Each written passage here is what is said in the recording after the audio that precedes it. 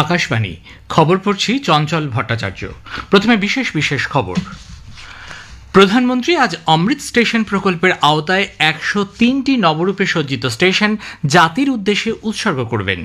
ছত্তিশগড়ে নিরাপত্তা বাহিনীর সঙ্গে সংঘর্ষে অন্তত 27 জন মাওবাদীর মৃত্যু হয়েছে। টেলিযোগাযোগ বিভাগ সাইবার জালিয়াতি এবং আর্থিক অপরাধের মোকাবিলা করতে নতুন একটি নজরদারি ব্যবস্থা চালু করেছে। মার্কিন রাষ্ট্রপতি জানিয়েছেন, রাশিয়া ও ইউক্রেন যুদ্ধবিরতির জন্য সরাসরি আলাপ আলোচনা চালাবে।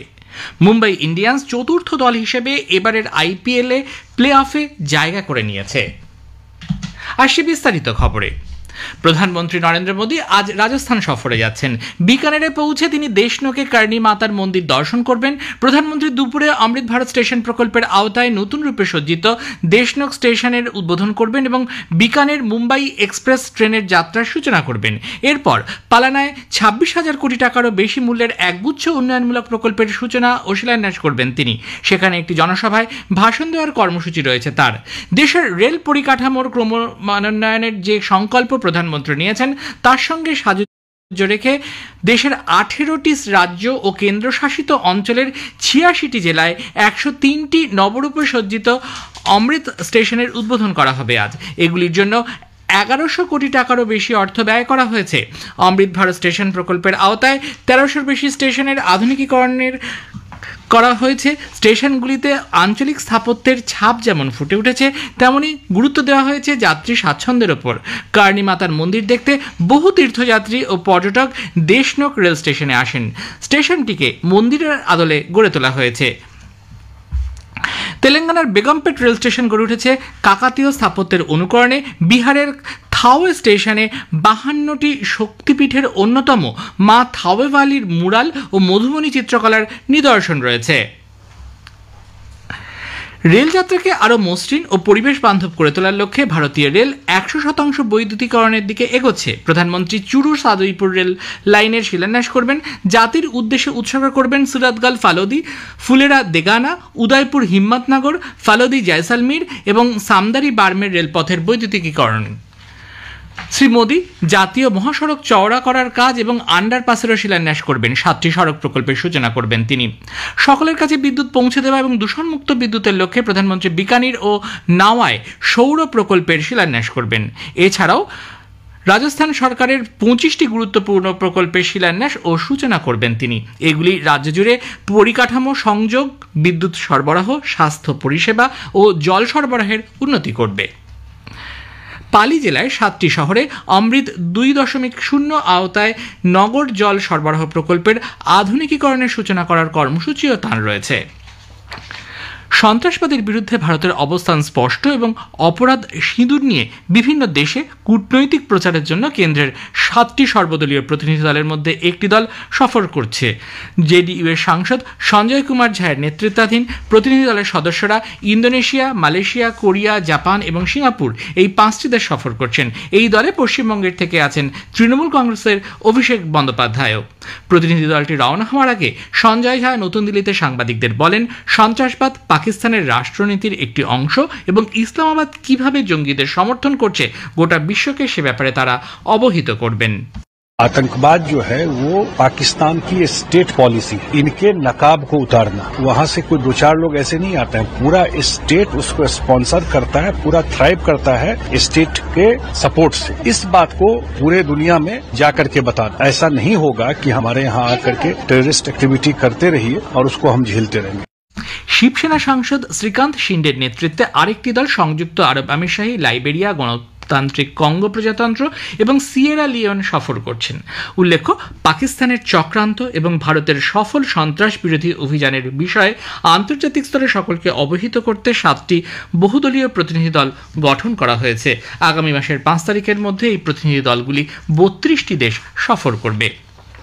অপারেশন সিঁদুর সম্পর্কে সমাজ মাধ্যমে আপত্তিকর পোস্ট করার অভিযোগে ধৃত অশোকা বিশ্ববিদ্যালয়ের অধ্যাপক আলী খান মাহমুদাবাদকে সুপ্রিম কোর্ট অন্তর্বর্তীকালীন জামিন মঞ্জুর করেছে। তবে তার বিরুদ্ধে তদন্ত প্রক্রিয়া স্থগিতাদেশ জারির আবেদন খারিজ করে দিয়েছে শীর্ষ আদালত। দেশ অপারেশন সিন্দুরের সাফল্য উদযাপন করছে। আমরা ভারতীয় সৈন্যদের শৌর্যকে সশ্রদ্ধ প্রণাম জানাই। আকাশবাণী সংবাদ সশস্ত্র বাহিনীর প্রতি শ্রদ্ধা নিবেদন করে আজ পরমবীর চক্র সম্মানে ভূষিত সেকেন্ড লেফটেন্যান্ট অরুণ ক্ষেত্রপালকে স্মরণ করছে। 1971 ভারত পাক যুদ্ধে দেশের জন্য যিনি প্রাণ উৎসর্গ করেছিলেন। মহারাষ্ট্রের পুনেতে 1950 সালে অরুণ ক্ষেত্রপালের জন্ম। মাত্র 21 বছর বয়সে তিনি সেনাবাহিনীর পুনা হর্স রেজিমেন্টে যোগদান করেন। ভারত পাক যুদ্ধে তাঁর অদম্য সাহসের পরিচয় আমরা পেয়েছি। 1971 সালে 16 ডিসেম্বর শত্রুপক্ষ যখন সাকরগড় সেক্টরের জারপাল এলাকায় হামলা চালায়, সেই সময় ভারতীয় বাহিনী পাল্টা জবাব দিতে প্রয়োজনীয় ব্যবস্থা নেয়। সেকেন্ড লেফটেন্যান্ট অরুণ ক্ষেত্রপাল যখন তার বাহিনী নিয়ে অগ্রসর হচ্ছিলেন, তখন শত্রুপক্ষ গোলা বর্ষণ করতে শুরু করে। অকুতোভয় অরুণ পাল্টা আক্রমণ চালিয়ে শত্রুদের পর্যদস্ত করেন। অনেক পাক সৈন্য ভারতীয়দের হাতে আটকা পড়ে। পাক বাহিনীর 10টি ট্যাঙ্ককে ধ্বংস করা হয়। লেফটেন্যান্ট ক্ষেত্রপাল এককভাবে 4টি ট্যাঙ্ককে ধ্বংস করেন, কিন্তু সেই সময় তার ট্যাঙ্কটিও শত্রুপক্ষের হানায় ধ্বংস হয় এবং তিনি দেশের জন্য শহীদ হন। 1972 সালে তাকে পরমবীর চক্রে সম্মানিত করা হয়। ছত্তিশগড়ের নারায়ণপুর জেলার আবুজমার এলাকায় নিরাপত্তা বাহিনীর সঙ্গে সংঘর্ষে অন্তত 27 জন মাওবাদী নিহত। গুলি বিনিময়ে নকশালপন্থীদের এক শীর্ষ নেতার মৃত্যু হয়েছে বলে জানা গেছে। দুপক্ষের গুলির লড়াইয়ে জখম হয়েছেন নিরাপত্তা বাহিনীর এক জওয়ানও। কেন্দ্রীয় স্বরাষ্ট্রমন্ত্রী অমিত শাহ নকশাল দূরীকরণে মাওবাদীদের বিরুদ্ধে সেনাবাহিনীর এই সাফল্যকে মাইলফলক বলে অভিহিত করেছেন। প্রধানমন্ত্রী নরেন্দ্র মোদী এই অভিযানের অভাবনীয় সাফল্যে গর্ববোধ করে বলেছেন, সরকার মাওবাদীদের সম্পূর্ণ নির্মূলকরণে প্রতিশ্রুতিবদ্ধ। টেলিযোগাযোগ বিভাগ ডিওটি সাইবার জালিয়াতি এবং আর্থিক অপরাধের মোকাবিলা করতে আর্থিক জালিয়াতি ঝুঁকি নির্দেশক financial fraud risk indicator FRI এর সূচনা করেছে। এই সূচক ব্যাংক, ইউপিআই পরিষেবা প্রদানকারী সহ সব অংশীদারদের সঙ্গে ভাগ করে নেওয়া হবে। এই ব্যবস্থাপনা আসলে একটি ডিজিটাল ইন্টেলিজেন্স প্ল্যাটফর্মের অংশ হিসেবে তৈরি এক বহুমাত্রিক উদ্যোগ। এখান থেকে প্রাপ্ত তথ্য আর্থিক প্রতিষ্ঠানগুলিকে সাইবার জালিয়াতির প্রতিরোধের জন্য আগে থেকেই নানা গোয়েন্দা তথ্য দিয়ে তাদের সাহায্য করবে। এই সরঞ্জামটি চিহ্নিত মোবাইল নাম্বারগুলির ক্ষেত্রে সাইবার সুরক্ষা এবং বৈধতা পরীক্ষা উন্নত করবে। ফলে এই নম্বরগুলি থেকে যখন ডিজিটাল পদ্ধতিতে আর্থিক লেনদেনের প্রস্তাব করা হবে, তখন প্রয়োজনীয় ব্যবস্থা নেওয়া যাবে। মহারাষ্ট্রের থানে জেলার কল্যাণ শহরে একটি 4তলা ভবনে স্ল্যাব ভেঙে 6 জনের মৃত্যু হয় এবং বেশ কয়েকজন আহত হয়েছেন। মৃত 6 জনের মধ্যে একটি 2 বছরের শিশুও রয়েছে। কল্যাণের মহকুমা কর্মকর্তা জানিয়েছেন, বসবাসের জন্য নিরাপদ না হওয়ায় বাকি বাড়িটিকেও ভেঙে ফেলা হবে। প্রধানমন্ত্রী নরেন্দ্র মোদী আগামী রবিবার 25শে মে আকাশবাণীতে মন কি বাত অনুষ্ঠানে দেশ বিদেশের মানুষের সঙ্গে তাঁর চিন্তাভাবনা ভাগ করে নেবেন। এটি হবে মাসিক এই বেতার অনুষ্ঠানের 122তম পর্ব। বেলা 11টা থেকে আকাশবাণীর সবকটি কেন্দ্র, সোশ্যাল মিডিয়া এবং দূরদর্শনে মন কি বাত সরাসরি সম্প্রচারিত হবে। জনসাধারণ এই অনুষ্ঠানের জন্য টোল ফ্রি নম্বর 1800-11-7800 নম্বরে তাদের মতামত এবং পরামর্শ জানাতে পারেন। 23শে মে পর্যন্ত নরেন্দ্র মোদী অ্যাপ অথবা মাইগভ ওপেন ফোরামে অনলাইনে মতামত জানানো যাবে। এ খবর প্রচারিত হচ্ছে আকাশবাণী থেকে।